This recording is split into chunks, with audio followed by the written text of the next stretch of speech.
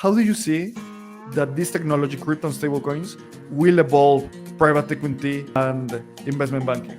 Banking works. You trust your government mostly. You're not at risk of having your bank account slashed and money taken out. That's just very alien to people in the West, but it's not alien to folks in emerging markets. One product manager at a fintech company told me, I'm not worried about the technology because you can solve that. I'm worried about what do I need to build. They do not understand this technology. The good product teams will be on top of this.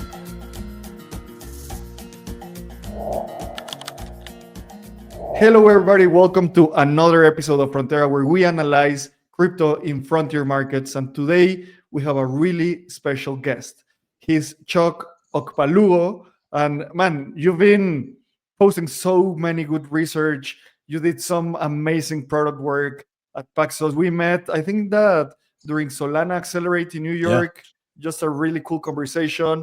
We've been trying to get this together for a couple of months now. So thank you for being in Frontera. How's everything, man? Thanks for having me. It's been really, really good watching some of your prior episodes. Great to meet in person. I've been seeing the events and the things you've been doing in the community in the space. So props to you for just kind of driving and continuously pushing it forward. So it's awesome. And I'm really glad to be here. Amazing. Thank you. Yeah. Something that we were discussing before recording is that there's a lot of most of the crypto media today is based out of the US, and we have like a global industry, and the US takes are not native everywhere. So it's really important for us to explain to the world and present information about how frontier markets work. And you've been working in stablecoins in different frontier markets for a long time. So first, I want to start understanding a little bit more about your story, because I see you a lot in LinkedIn, I see you a lot in Twitter, we chat, and you are a really insightful person. So first, I'd love to know, how did you got started in stablecoins, and what was the thing that clicked for you? In general, I really enjoy this stuff. I'm a bit of a fintech nerd financially, and I've always been interested in technology, entrepreneurship, business, just how the world works. And so for me, I've been involved in crypto since 2017, so not super early. I'm part of the 2017 class. And I think blockchain and crypto is just the edge of technology financially. Now we have AI and you have quantum computing coming soon. All these things will add to it, but it really is a personal interest of mine. And so these are things that I just end up reading just on the side. And it turns out that when you can align your work with something that you enjoy doing, then your work feels less like work. And so that's how I ended up in Paxos. But to take it all the way back, my career started in investment banking. I actually did medicine at university. That's another story. But my career started in investment banking at Morgan Stanley in the UK, and then private equity, also in the UK for a US firm called Silver Lake, investing in tech and technology. I always found the operators and the CEOs that we were investing in super fascinating. The industries and the areas really fascinating. So again, it really aligned with just my curiosity and interest. Then I went over to the US for business school, where I did my MBA at Harvard, and used it as an opportunity to explore entrepreneurship, which is something that I've always been interested in. My kind of choice coming out of school was to explore startups of all different shapes and sizes to really get a good grounding of what it would take to potentially be an entrepreneur at some point. And my first role was at a company called Equitism. Shout out to Atish, Phil Hazlitt, and the team there that just recently announced an acquisition of them by Morgan Stanley. So definitely go check them out. They are a marketplace for private shares. So that was a really fun time as people were selling the shares of private companies as they stay private for longer and longer. So that was my kind of first foray into fintech. Then after that, worked at a company called Ribbon. That's kind of call it real estate financing, helps people buy homes with cash offers with some financing. And then moved over to Paxos just around 2021, right in the peak of that cycle. At Paxos, I've done a range of different things. Really kind of capital markets, post-trade settlement for equities. We're trying to compete with the SEC and do US equity settlement, eventually on-chain. Post-trade settlement also for commodities. And for those who don't know what post-trade settlement is, clearing and settlement is the process after trades get executed. There's a whole process between the buyers, brokerage firms, and the various different institutions, and plumbing between the people who are making the buying decisions and actually exchanging the assets. Some of these assets are held at depository institutions.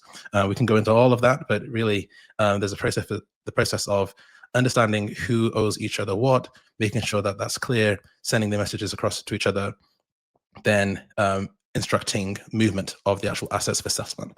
And that takes place over, used to take 2 days in the US, now it takes 1. I think the goal is to get that to 0 and almost instant.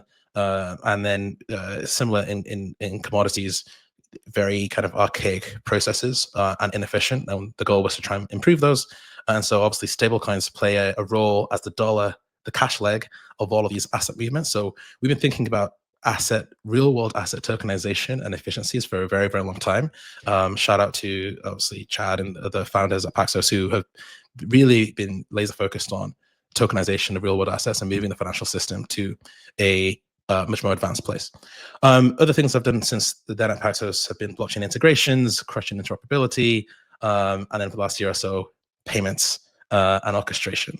And so Paxos powers a range of things for different customers. So, for example, Stripe's Pay with Crypto product runs on Paxos APIs. They recently announced a partnership with BVNK to power a lot of the US kind of orchestration and so on. Obviously, for those who don't know Paxos, it's a enterprise blockchain infrastructure company. We do a lot of different things. I mentioned some of the things that we have done in the past, but now are focused on stablecoin issuance as a service.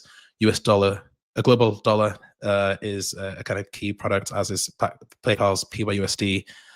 We have a gold token, PaxG, and then they have a brokerage as a service product where they serve the likes of PayPal and others to buy crypto. So hopefully that's a long intro / answer to your question. How did I get into stablecoins? Well, I've always been interested in tech, and so when moving closer and closer with my career to the frontier of technology, it was bound to bring me to blockchain, and then obviously money is kind of the key unit for value transfer. And so when you start to think about blockchain and fintech and a value transfer, you touch stablecoins from the very beginning in all these different ways. Yeah, so I really like something that you say, that you need to combine your natural interests with your work. I started podcasting on Espacio Crypto because in 2018, I also joined this industry around 2016, 2017. And I was just so fascinated about it that I couldn't stop talking about any of these topics. And I'm a really curious person. So I was, while investigating, talking with a lot of people, until I set the rule with my family and friends that I wouldn't talk crypto unless prompted, because if not, like, I would like cop the whole conversation for 5 hours and everyone would be like, we don't care about Satoshi Nakamoto, we just want to have fun, right? So I started Espacio Crypto because if I had a podcast, I just needed to talk to the microphone, and if someone didn't want to listen to me, just hit pause, right? So I completely get this passion and how this crypto bug gets into you, and then you go deep until the moment that you understand that you still have a ton of things to learn, right? Like, we're never going to stop learning because this industry is so fascinating. And for me, it's really interesting that you're coming from two of the industries where people want to work the most: private equity and investment banking. And those are industries that have their foundations around money, right? It's a financial industry. It's not necessarily tech. It could be tech, and Silver Lake has been famous for that combination of private equity and technology. But there's not a lot of people that you talk to that have that experience on IB and private equity, right? So from your experience there, and now with all the knowledge that you have with stablecoins and crypto, I just would quickly want to know, how do you see that this technology, crypto and stablecoins, will evolve private equity and investment banking? Yeah, I guess long story short, I'll say not that much. It will in the long term, as everything will, in terms of how the just financial plumbing that we use will change. But if you think about what investment banking is, and I guess I I want to disagree with you. I don't know if they are still the top two things that people want to do these days. I think, but maybe I feel like I'm so far away from it now. I'm not sure what the grads these days of universities are looking for. And I guess I'll just go back to something you said earlier about being the crypto person in the group. I was the blockchain person in my group. I wasn't the first, but once I learned about it, I definitely was telling people about Bitcoin and getting folks to buy it. Back in 2017. So some of those people held, so good for them. Some of them did not listen, but hey, everyone deserves Bitcoin at the price that everyone gets Bitcoin at the price that they deserve, I think is the saying, right? But to investment banking, so what do we do, right? Companies need capital for various different things. They can raise capital via equity, they can raise capital via debt, they can acquire other companies. And so M&A and investment banking advisory is we're helping companies do these things. And so a lot of the work is spent on analysis, corporate understanding valuations and company valuations, understanding what price to put on these assets, and then working with the bank's distribution to raise equity on the public markets or raise debt on the public markets, or figure out the strategy and the messaging for a take private or an M&A transaction. So a lot of the work in that industry is really about the valuation and less about the plumbing. And then I guess for private equity, the core role there is you are a steward of capital. And we can talk about capital markets in general, and I think that'll be a good segue to a later part of the conversation. But they're a steward of capital, and they need to deploy that capital. And Silverlake, when I joined, it was like a $40 billion AUM, assets under management. Now it's over 100 billion. To raise that kind of capital, these are not small checks. So if it doesn't need to take a second. It doesn't need to take 15 minutes. You're okay if the wire takes a couple hours. The advantage isn't speed of deployment. The advantage is in selecting the right investment opportunities, investing the right amount, managing your portfolio, managing the assets. Maybe that's helping them with hiring, distribution, and so on, or helping them with improving inefficiencies. But the value, the alpha of that industry is really on the investing side. Now, will it be easier to wire the seller of a company money in the future if it's a cross-border transaction? Yes. But I don't necessarily think that that's the kind of burning need in those industries. I think the alpha there is still within the investment selection and so on. But in capital markets in general, those are just two aspects of the capital markets ecosystem. I think there are a lot of areas for blockchain and stablecoins, particularly in fixed income and in matching providers of capital with sources of capital. I said those two things, and we can get into those in the parts of the conversation when we talk about use cases. But because stablecoins and blockchains enable easier movement of value, then over time it'll be easier. Or we're seeing instances already today where it's easier to raise capital from a broader set of people because they all are using the same rails, and you can quickly hit billions of dollars of TVL, total value locked, or AUM, assets under management, on chain. And then you can go and deploy that off-chain, or you can go and deploy that to on-chain opportunities. So that's still relative to capital markets. And I guess before we move on from this question, I should mention that an aspect of private equity that is less seen at the very large cap companies, but is still part of the industry, is the ability to sell some of your portfolio and provide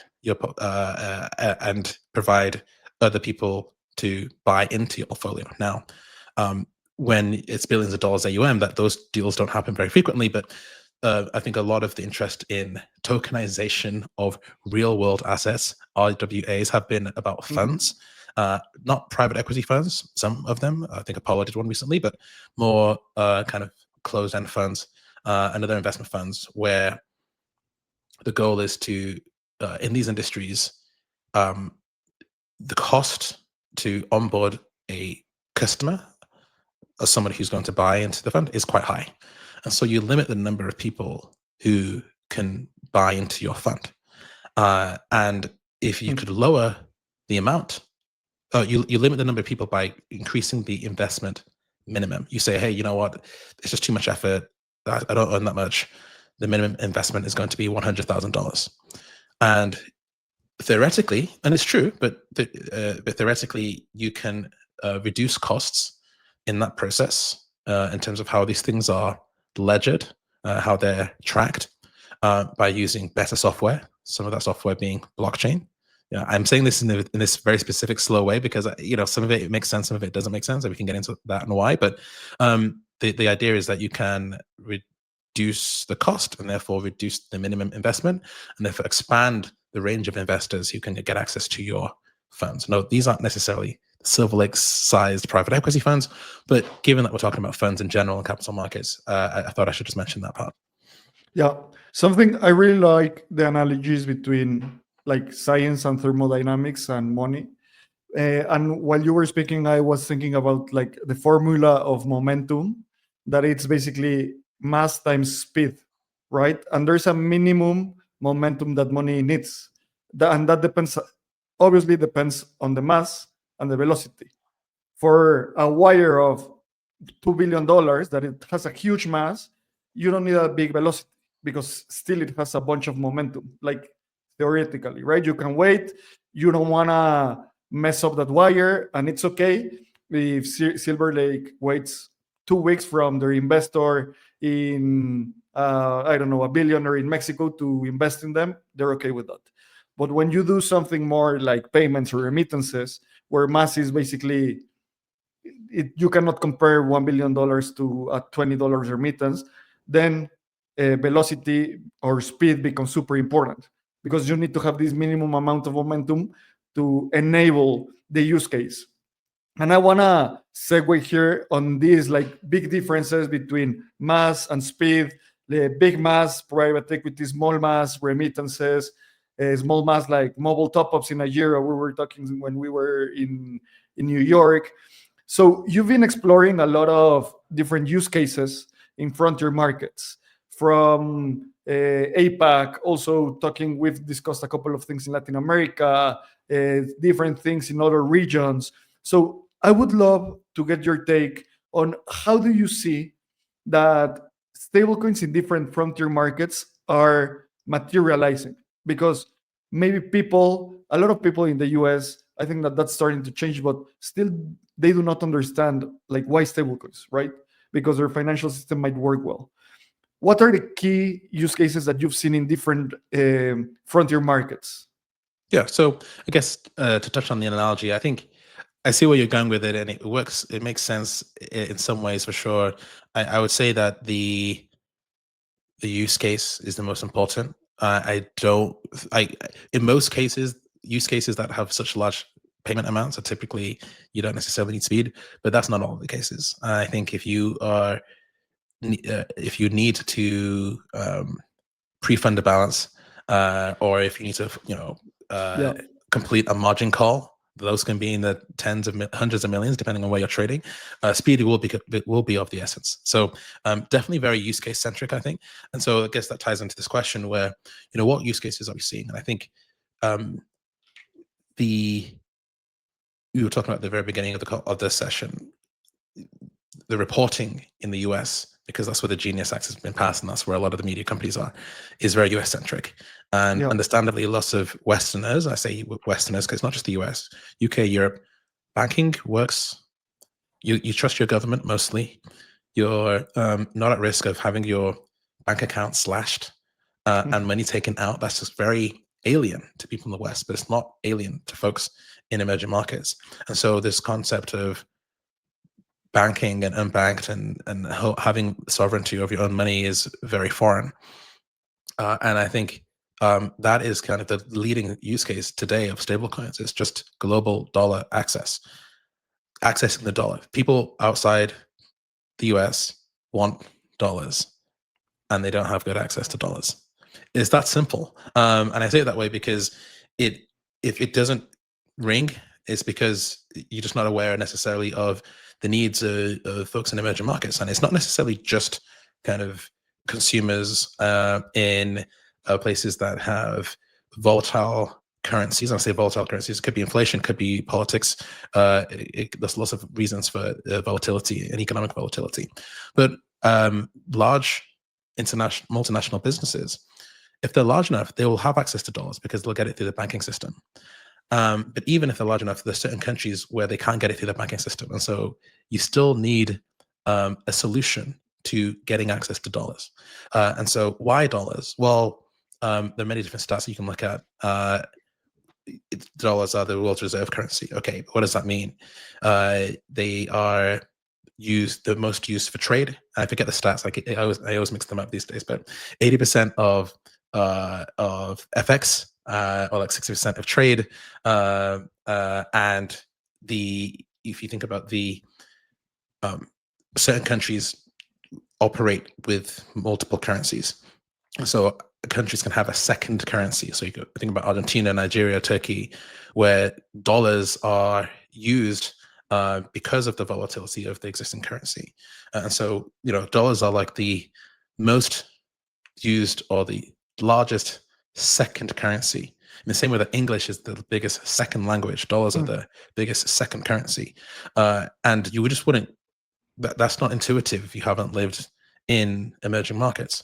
So that's the key thing. And so that kind of kicks everything off. So you start with, I guess trading kicks everything off. You start with what's the global dollar, the global currency, dollars. So when you're creating when you think about how stablecoin started, as a stable asset for trading, dollars make the most sense. Many, many years of liquidity being built have built up this strong network effect. And then the infrastructure of these of exchanges means that people now have access to dollars in a way that they didn't before. So now when it's not really about crypto trading, there's any shock in your local system and you need to move money out of your country, or you want to move it out of your local currency, and these crypto exchanges exist, now this thing that was driven by managing Bitcoin volatility is now used to manage economic volatility.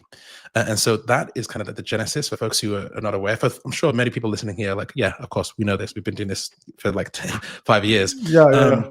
But that is the kind of the key difference upon which a lot of the existing adoption today has been built. And I say that because, once people have dollars, you can build best apps where you can hold them. And so consumer wallets like Dollar App and Bello and Lemon Cash, some of them like started as exchanges and now have these abilities, and more are coming out every day. Then now you have this global dollar holding app, right? A global bank account. If you're a remote worker, you can receive funds as a contractor or as a remote worker. And so that's now adding a payment use case that was now created because more of the world is holding these dollars. And props to the big exchanges like Binance, props to the big stablecoins like Tether for doing the groundwork to get wallets in people's hands and enable, local agent networks to do peer-to-peer swaps of local currency to stablecoin. Like these things have taken time, but that kind of builds that base of adoption upon which everything else is. And then because you have so many people who are buying and selling on these local exchanges, the leading pair in many local exchanges is not Bitcoin, it's local currency versus stablecoin. And then there's enough liquidity for people to start plugging in APIs and doing remittance payments, and then slowly SMB payments. And then I'm sure depending on where you are, there's a limitation in liquidity. But you see how once you start with the kind of volatile currency and access to global dollars, you then see where contractor payouts have come from, and then where remittances come from on this concept of cross-border. And then people see that, okay, there's actually a lot more you can do when you can move this dollar around, there's sufficient liquidity everywhere. And that's why, B2B payments are becoming I think the next biggest and now fastest growing use case. And for those who don't know, banks still move the majority cross-border. And fundamentally, cross-border is a prime problem for stablecoins to solve because of how money works. And we won't make this into a lecture, but because of how national currencies are in terms of where is the money digitally held and how does this banking system work, and it's all local. Nations don't share ledgers for their money. they can sometimes hold each other's currencies through correspondent banking relationships and reserves, but they don't. There isn't a shared ledger amongst nations, and there's been some failures in the past to make that happen. And so, stablecoins essentially enable sovereign, I say sovereign, as in an individual entity can hold value in a way that's detached from these siloed systems.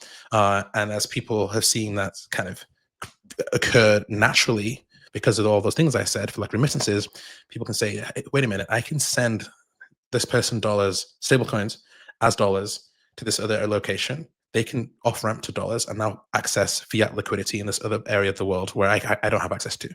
Great. Now you've got cross-border payments. And so that's kind of my narrative, I guess, of kind of observations for the kind of path dependency that has got us to where we are. And I think as people start to understand this, they say, okay, now what else can we do? What other corridors can we introduce stablecoins for cross-border payments? And then beyond, so those are I think cross-border payments and cross-border anything is really where the initial opportunity is.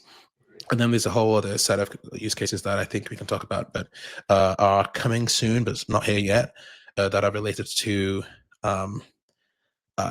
being able to do micropayments, capital markets on chain. So private credit, and we can talk about what that is and how that works, on-chain lending, unsecured lending, and bringing other assets on chain and using those assets as collateral. And there's lots of other financial capital markets and financial use cases are now possible when you have tokenization and sufficient liquidity and sufficient infrastructure in terms of wallets and services.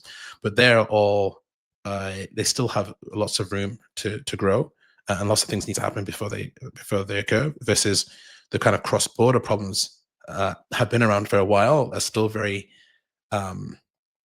acute, and are kind of primed for stablecoin solutions. Yeah, so many things to comment here. So I'm gonna tell you a quick story. Back, I think it was in 2022 when I was leading some stablecoin initiatives at Bitso. Before, like right now, you go to Bitso's landing page, Dollar App, any fintech or Web 2.5 company, and they're not talking about stablecoins. They're talking about digital dollars, and that's obvious today, right? But back in 2022, it was maybe a 6 months discussion how to name that correctly, because you couldn't say that we are providing dollars. People were saying like on-chain USD, that was too crypto native. So that whole process, it's just an indication of it's not about only technology maturing, but also understanding concepts maturing, because stablecoins are a way. Even the term stablecoin, it like refers to the first use case that was trading. You want to trade to something that doesn't move, something that's not Bitcoin, right? So it's really interesting to see how things have started and evolved. And because of that evolution, the most prone organizations to adopt them were startups, because a bank couldn't move billions of dollars a couple of years ago. Maybe today they can because there is more liquidity. So that gave a big opportunity for companies like Felix Pago, friends of the pod, that a model that was not Felix Pago wouldn't work. Like Western Union could not start that 3 years ago when they started, because they needed to have low volumes and scale fast. And I remember about this use case because when Felix was integrating with Bitso, it was really exciting to see their growth month over month from a couple of $1,000 to tens of thousands to hundreds of thousands, and you could see how these things were scaling. And just to wrap up everything that you were saying, so I think that one of the theses that I have is that stablecoins, the first phase of stablecoins and money in the history of money, the first thing that you need is to make sure there are a couple. Money always evolves in the same way. First, you need to make sure that the thing that you call money is not going to go away, right? So that's why, like governments, like in Florence, were in charge of coining and minting coin, and because you need to trust them to make sure that their gold coin was not going to be like depreciated, right? So we solved that with Tether and USDC. Now we know that they're not going to go away. Like they've settled their everything with regulators. Coin Circle is a public company, so only like a black swan event that we do not see can evaporate them, right? So now we have that certainty. Then the next phase of in the history of money is now that you know that something that your money is not going to go away, you need to make it move. Like when you study the history of money on how, for example, in Florence, the Medici transported money between different towns to do the lending part. To do lending, they needed to move money, and that was like a big problem back then. And they made it, instead of moving money, they have like a shared ledger, like sharing messages of you owe this person or this institution this amount. So that's how money moved back then. Gold didn't move; it was like a ledger basically. And I came to this idea because when you go to Bridges company, the landing page, the company that was acquired by Stripe, their mission is make money move. So they were the leading company solving that part. So the first thing is making sure it won't go away. The next thing is making sure it can move. Then it comes everything that you were saying, like lending, and a lot of different opportunities that I'd love to explore. On those opportunities, now we have the money, it can move. What's next? Give me a couple of things that you see, like you're in the frontier of this technology, understanding problems, investigating solutions. Which are the main problems that you see that stablecoins in this next, the third phase of stablecoins after existing and making money move? What's that big next step? Yeah. So I guess I'm going to cheat a bit here and say it's what you can do now that money moves, right? And I think I want to say programmable, but I know that can be overly used sometimes. The way I'll describe it is in two ways. There is the fact that building on open networks leads to composable features and rapid innovation that leads to better features.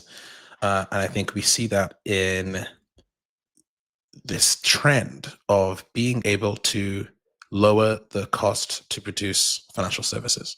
On the one hand, you have just AI and open source technology. Great, those are two things that help. But also you have this composability and the shared infrastructure. And so it's never been an easier time to build a neobank in the US and elsewhere. And that's because there are SDKs and APIs and the shared money that you can spin up and then plug into your app things that other people have built. So if you want lending, you can go and plug in Aave or Morpho. You want trading, you can go plug in Hyperliquid or certain dexes. If you want prediction markets, if you want lending, as in you actually providing the lending as well as borrowing. And stock trading as well. All these things are being built by multiple different people. It used to only be built by a few, or each one had to be built by each company would have to build its own, or use a very few infrastructure companies. So that's the first part. That's really exciting.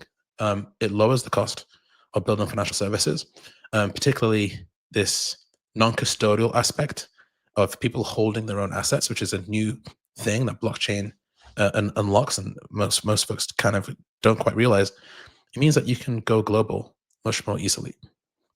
So it's faster to build, and it's faster to build a global application. And that completely changes the landscape for competition in financial services. And so once you have money moving and you can build faster and you can build in a global way, that really opens up the world for fintechs and any other firms who consumer applications, social media companies who want to embed finance in their companies, into their applications.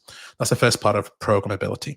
Then the second, I think, is much more aligned to what many people think when people say programmability, which is smart contract logic and immutable, verifiable logic that is shared. And you can do things that you can't do well today. And so, I think there's common examples are of escrow type arrangements where you need to have a rule to say, hey, in order to protect me, I want to only have my money go to you once you have delivered this good or delivered this obligation. And normally you would need a trusted third party. But with programmable money, with logic on chain, if the logic can be read or reviewed on chain, such as, you have pricing oracles for Bitcoin, soon you'll have resolutions on Polymarket for almost anything, then you can have the logic be done in this distributed way. And so when people talk about programmability, I always think, okay, there's lots of areas now where you typically needed a middleman. When you remove the middleman because you can encase that logic in a shared way, what else is possible? And I think marketplaces, any kind of market interaction, the shipping example I mentioned, and there's many more that folks will think about, are now possible. And even certain things that are challenging logic that doesn't necessarily need to be independent, but it needs to be easily shared, is helpful for smart contracts. So for example, there's a concept in fixed income and debt of payment waterfalls. Okay, so I've got an asset and it's got different levels to it, different tranches to it. And that asset invests in lots of different investment opportunities. And based on the logic of how this thing was put together, the first people get paid first, the second people get paid second, and they all get paid slightly different rates. Okay, I'm really simplifying here, but the point is, before you needed a third party, an independent, to say, okay, I'm going to process everything. I'm going to receive all that money. I know where it's going to go. I'm going to then follow this logic and pay it out. And if anybody wanted to, who owned the asset, changed, I had to keep track of each of those people so that I know who I'm paying out. Now that logic can be embedded into smart contracts. And so if all of that, what I just said, sounded like complete nonsense, this is all within like capital markets and securitization, and think about collateralized loan obligations, collateralized debt obligations, the kind of stuff that messed us up in the Big Short movie and the 2008 financial crisis. Yeah. A lot of that stuff can be solved because, one, you can better keep track of the underlying assets. It's transparent. People can see who owns what and what asset, what underlying investment opportunity lives within each asset. Then whenever people trade the asset, because the payments go through the smart contract, you always know who gets paid what, and it's all managed in logic. Now, I try my best to make that sound compelling. For those who work in finance, they're like, okay, great. There's a lot of securitization use cases that we can move on chain. But it's a big deal. And it's coming. It's not quite there. We're not quite there yet, but lots of people are thinking through, how do you make so many processes that run our financial lives easier and better by removing the costs of having this middleman. Sometimes middlemen are very efficient, but oftentimes a lot of these processes have been set up over the last several decades, and they're really inefficient, and they use paper, faxes, old software, and that is genuinely how it works today. Yeah. And so there's this huge opportunity when people think about, okay, there's global dollar access, that's trillions of dollars of value. Then you have payments, that's trillions of dollars of value annually. And then you have like fixed income, like real world assets, trillions, like hundreds of trillions of dollars of value. And the way that I guess the term is used, you can mobilize assets. What does that mean? Okay, well, if I'm holding a certain asset and it has some value right now, it's very hard to borrow against it. What do I mean by that? Well, most people who are lucky enough to buy a house will be familiar with a mortgage and the idea of borrowing against an asset. Other than that, most people don't borrow against any other asset they have. There's no asset that the financial ecosystem has gotten familiar with that most individuals have. You'll probably maybe have a credit card, you maybe have a personal loan, and they'll use a credit score. And we can have a whole other session on credit and how that will change on chain. Yeah. But there are many other assets that reasonably could be exchanged and used for borrowing. But it's hard to sell, it's hard to move, settlement takes a long time. And so these are all examples where blockchains, because you can move things faster and cheaper, in a way that is very visible and transparent. And in some cases where there's a middleman that's costly, remove the middleman with smart contracts. You can improve the ability for people to monetize and mobilize their assets. And I think that's a very big area that I'm also excited about. People being able to utilize the existing assets. Bitcoin is one where we can start, but equities and other things that are known and liquid to then be able to borrow against. So long, all my answers seem to be very long. Next time I'm gonna try to give you like short versions, and we can go more back and forth. But that's kind of how I see the next thing beyond moving. Yeah, it's these are complex topics with a lot of information, so I don't mind long answers. You mentioned one of the topics that I've been exploring the most lately because of how the environment in frontier markets around this specific topic is being exploded. The thing that you said about neobanks, creating a neobank today is easier than ever. And Y Combinator and Coinbase launched this request for startups for Fintech 3.0 companies. That's basically the dollar apps, the Felix Pago, the Velos, with the current infrastructure that is basically a non-custodial wallet with connected with Rain in the back to do like a stablecoin card and just grow as fast as you can, right? So I've been thinking a lot about that. And actually we had this idea of building something like that, and we said, wow, this seems like really hard. Not because it's hard to build, but because everyone will do it and there are already a lot of established players doing so. And just as a couple of facts, there are more than 900 fintech companies registered just in Mexico. And for me, it's kind of stupid to think that they will die, that all of them will die, and then Fintech 3.0 companies will come and will like get them out of business. Obviously, that'll happen for some of them, but not for all of them and not for the best ones. So I've been thinking about this comparison between Fintech 2.0 companies and Fintech 3.0. The main difference that I see is that, like, obviously, I'm being really reductive here, but Fintech 3.0 has the crypto rails, and they can be fast and nimble and have smaller teams, 20 people trying to dominate the market. And the thing that Fintech 2.0 companies have, specifically in markets that have been heavily regulated, like Mexico, is that they can operate. And that's a big thing to have. Like they have the licenses, they have the licenses, and they have already millions of users. So either they migrate to Fintech 3.0 or they're gonna die. And Fintech 3.0, either they get regulated or they're gonna be they're gonna die. When I think about this, I think it's easier for established players to deploy technology than to challengers to get regulated in these specific markets that have been really hard to navigate in a regulatory perspective. What I want to hear from you and what I want to know from your perspective is, how do you see this competition, like the Nubanks of the world? That maybe Nubank is not the best example because they're too big and maybe they can do this, but the middle fintech players that have maybe not 20 million users but 2 million users, for them to implement crypto technologies and become like evolve to Fintech 3.0, or the rogue Degens that now start a neobank with a team of 5 and they want to take the market. Between these two specific segments, who do you think that are better positioned to tackle the market in fintech in frontier markets? Okay, this is going to be a boring answer. It depends, and distribution wins. But distribution wins when there's a need that is well solved. So if everyone's doing the same thing and the tech is exactly the same and the use case is the same, then yeah, it's going to be about distribution.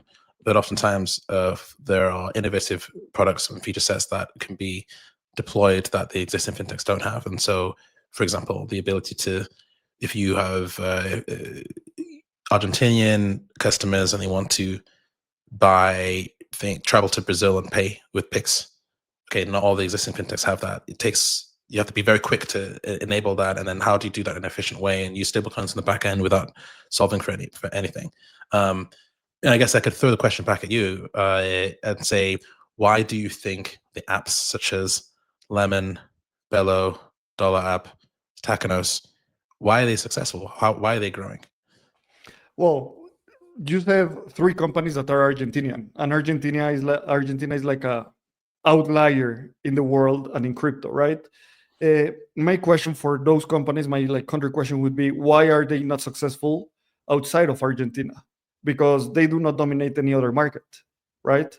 Dollar App is a really specific, or it's different. It's a different company because they've. I think that they are one of the most exciting fintech 3.0 companies in the world because they've dominated. They find this niche before anyone else. I recorded a podcast with Fer, the CEO of Dollar App, some time ago, and I told him, dude, you are like you created a category, and in product there's always this discussion of should you create a category and be like the maverick trying to build something, or should you establish on a category and dominate it? These guys were like, no, we're creating a category, we're offering dollars to everyone, so they have like this first mover advantage. And the thing that I see is that I've been talking to a lot of fintechs, and we're going to publish a report on Fintech 3.0 in December to expand this knowledge elsewhere. And I've encountered the same problem.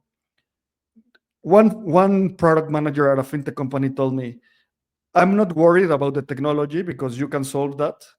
I'm worried about what do I need to build. They do not understand that this technology. Maybe this podcast for someone that's listening to Frontera for a couple of months would be like, yeah, we already know that. But for fintech companies, it's like mind blowing. On Wednesday, I was at a big fintech and I presented stablecoins. And I asked, how many of you know what a stablecoin is? 20% of the room did know. 80%. And these are fintech players with millions of users. They didn't know. In which And country? it's not in Mexico. Okay. And it's not about ignorance. They're focused on distribution. They're focused on giving credit cards, debit cards, loans, and they've been growing aggressively up until now. That I think that they are getting to an asymptote that either they break it with these technologies or they die. So when I presented this type of things, it was like mind blowing for them to see. For example, they didn't knew that Tether has like $60 million in profit per revenue per employee. That's like a really surprising for anyone that doesn't know it. Is mind blowing, right? So that's what I see. Yeah. If these companies are able to implement these technologies, it's going to be a super interesting competition between native fintech 3.0, native crypto fintechs versus these big players trying to implement the crypto rails. Yeah. So what I would say is it's definitely country by country and customer need by customer need. Good product teams will be on top of this. And that is a bit of a cop-out answer, I know, but the focus that I always try and share is you have to understand what your customers need.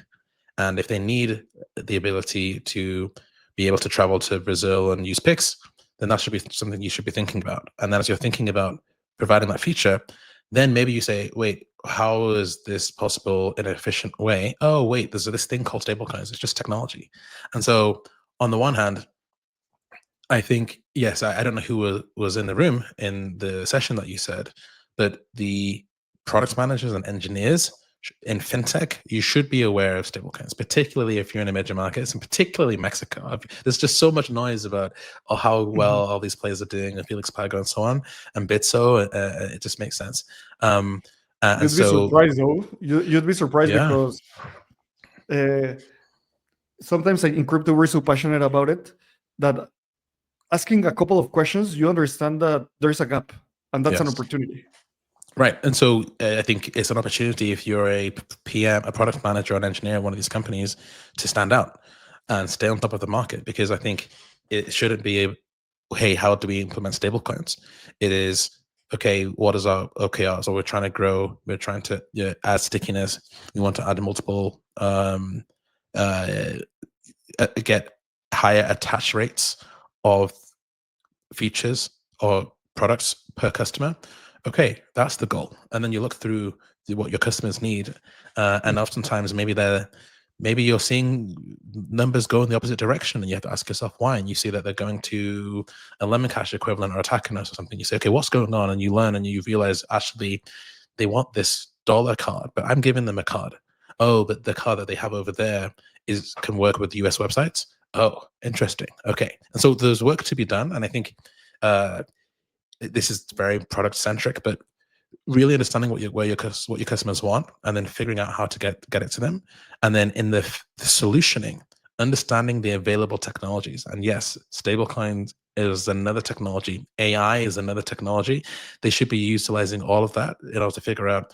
Wait a minute. So you are okay with 4%, but you'd rather have 8%, and you're willing to take a bit more risk to get 8%.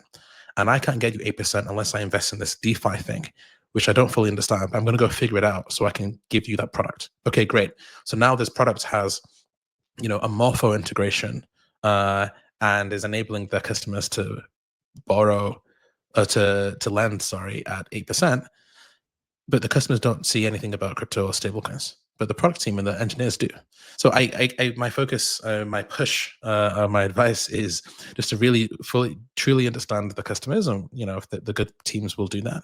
But then also you have to have a strong understanding of the available technology, what's possible, and they need to be keeping an eye on the competitors, not from just don't copy your competitors, but just to understand, are they giving you signals for what your customers want? Yeah. While you were speaking, like my mind got a little bit more clear on why this is happening, because it could be surprising that product people don't know about stablecoins. But one of the main things that I see is that crypto has this problem and this blessing that it's a technology and an asset class at the same time. Mm-hmm. And it was first an asset class than a technology, because everybody heard first about Bitcoin, Ether, meme coins, and now they're listening or hearing about stablecoins. That stablecoins are more a technology than an asset, because they're stable. Who wants to hold something that's stable if it's not to spend that move, right?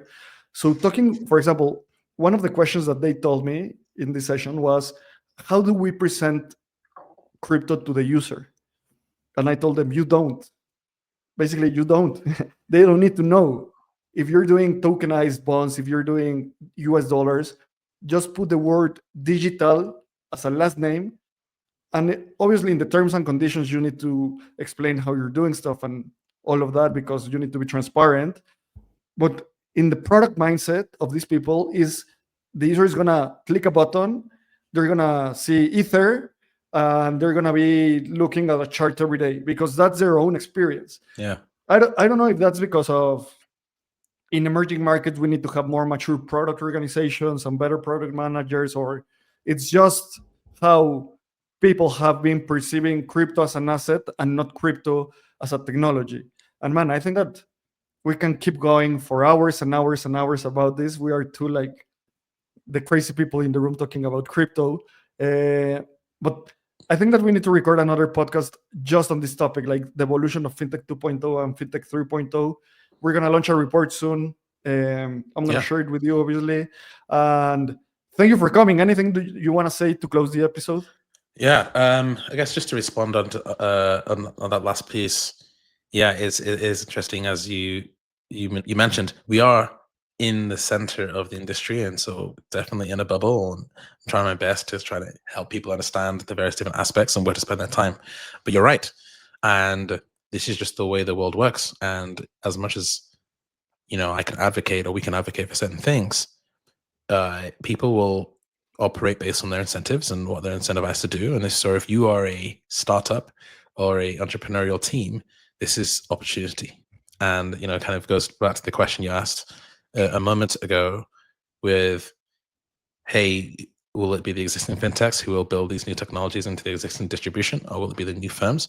Well, depending on the urgency of the fintech, maybe it's the startups, and it's just because because of the cultural context, they just miss it. So I think that's a interesting and exciting opportunity for folks building the space. So not necessarily be too worried or about what the incumbents can do, and just to go for it, because there's so many other gaps that exist.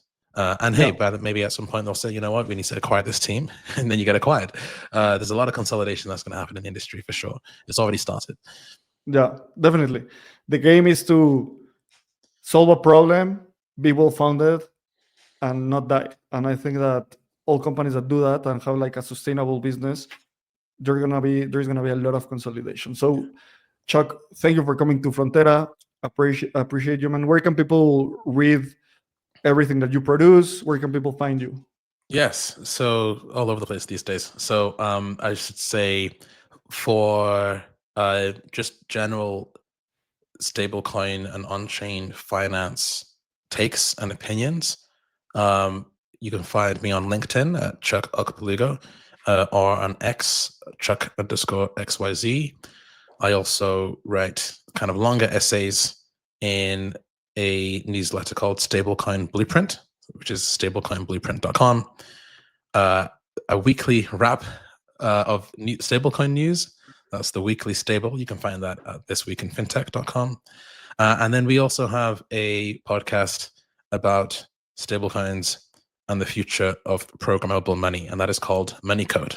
And so you can find that at moneycode.show or on any of those other links that I shared. And you can find it on YouTube, Apple Podcasts, and Spotify. Highly recommended to kind and knowledgeable people in that pod, Rush and Chuck.